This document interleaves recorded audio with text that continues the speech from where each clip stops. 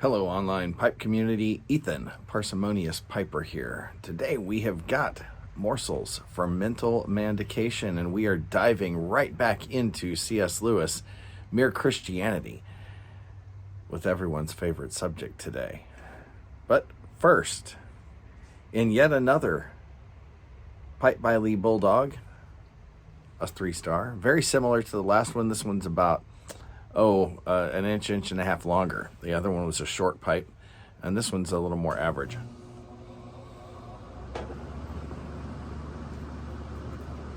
Another bowl of Peterson's early morning pipe.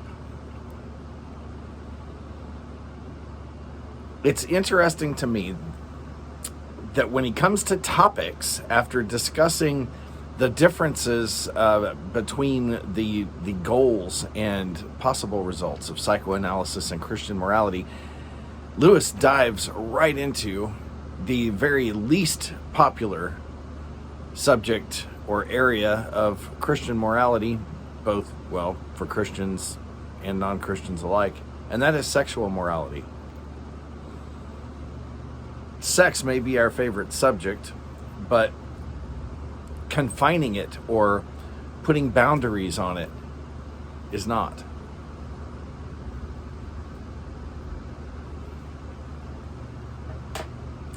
And even more than in his day, it's been 80 years, give or take, since this book was published.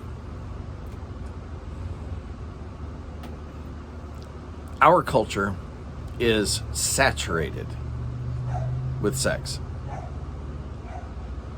I think he saw that coming. He certainly seemed to see that trend increasing, but we're saturated with it in a way that is not healthy. Let's take a look at what he talks about. He uses what I think is one of the better analogies in the entire book, really.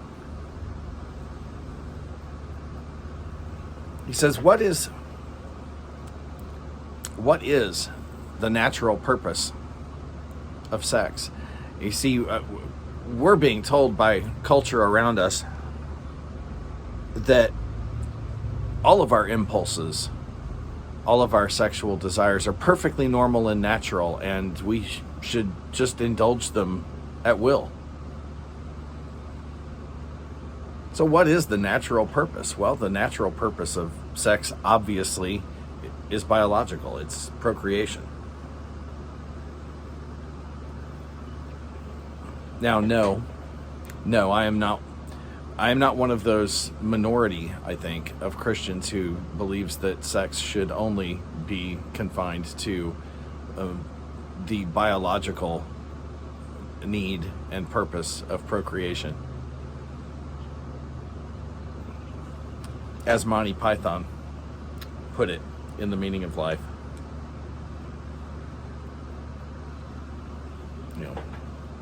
I'm a Protestant. I won't take it any farther than that. If you guys know the sketch, you know the sketch. If you don't, well, go watch it. But, we have gotten so far away from the natural biological reason for sex. We're told on one hand by the non-Christian culture around us that we need to, Christians are anti-science. But then we're told that,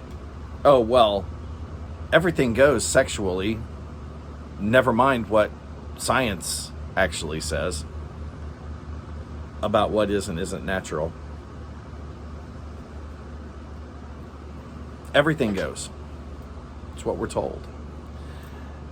And he takes that then into what I really think is a very strong analogy. If we were to come across a culture in which people paid good money to sit around a very large table and watch as a chef slowly, tantalizingly revealed a perfectly prepared crown rib. Not for us to eat or even taste, merely to look at.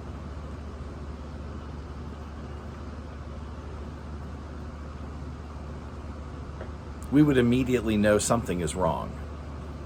Now, as Lewis points out, our first instinct may be to think, well, these people don't have enough food, and so seeing food somehow satisfies this appetite that they have for food, for survival, which is very natural. But what if then we find that this culture not only isn't lacking for food, but is saturated with food? And still, they can't get enough of even looking at food. Well, then we would know that there's something wrong with the impulse, that the appetite and desire had gotten out of order. And in many ways, that is exactly, we've got bugs flying around our backyard. It's a lovely thing about being in North Carolina. In many ways, that is exactly what we have with the cultural view of sex right now.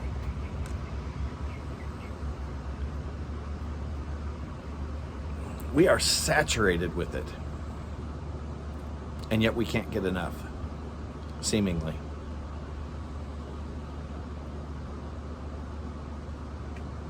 Now, the Christian view on chastity is, strictly speaking, sex is intended and designed for the confines of marriage and not outside of that at all. That's what sex was intended for. Do Christians live up to that moral standard? No.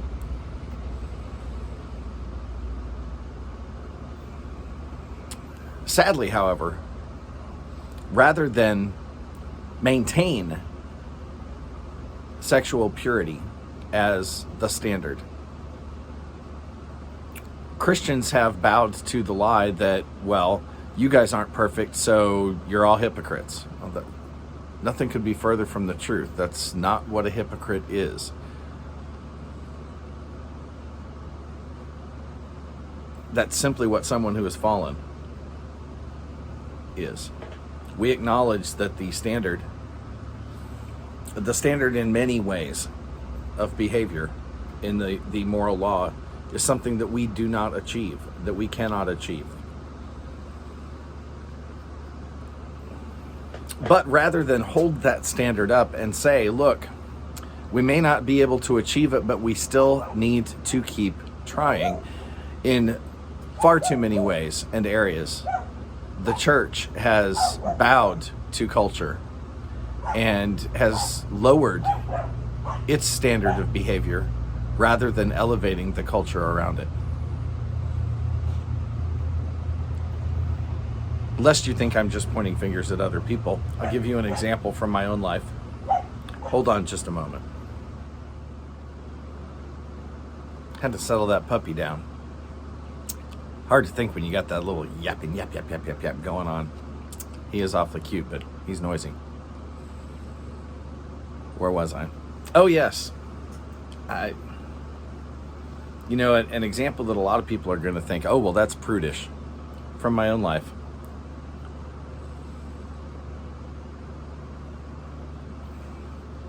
The show Big Bang Theory is hilariously written. And I tend to be drawn toward it because I work with nerds. I work with a lot of people who have PhDs and are very smart, and yet it's amazing that they can ever leave the house in the morning without some kind of a 24-hour personal assistant. But the Big Bang Theory traded most of its run on sexual immorality.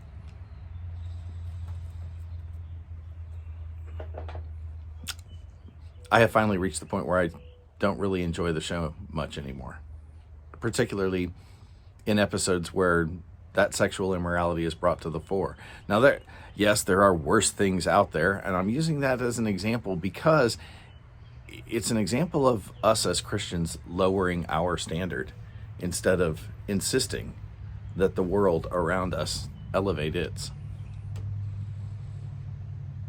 Back in the 90s, it was Friends. Not long ago, I was surprised by how many regular church-going Christians thought Game of Thrones was just wonderful.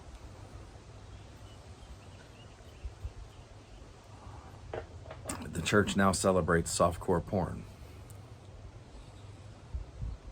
instead of insisting that the standard remain the standard, because the Bible hasn't changed what it says about sexual purity. So, is that something that we can hold non-Christians to? No, but we should be pointing to it and saying there's something better out there. And we definitely should be holding ourselves and each other within the church accountable to that. Well, next week we move into the next subject related to sexual purity, and that the church really struggles with, and that is marriage. Weighty subjects, and Lewis is not afraid to dive right in, so neither will we be. Until then, folks, light something you like, think on it, enjoy your afternoon.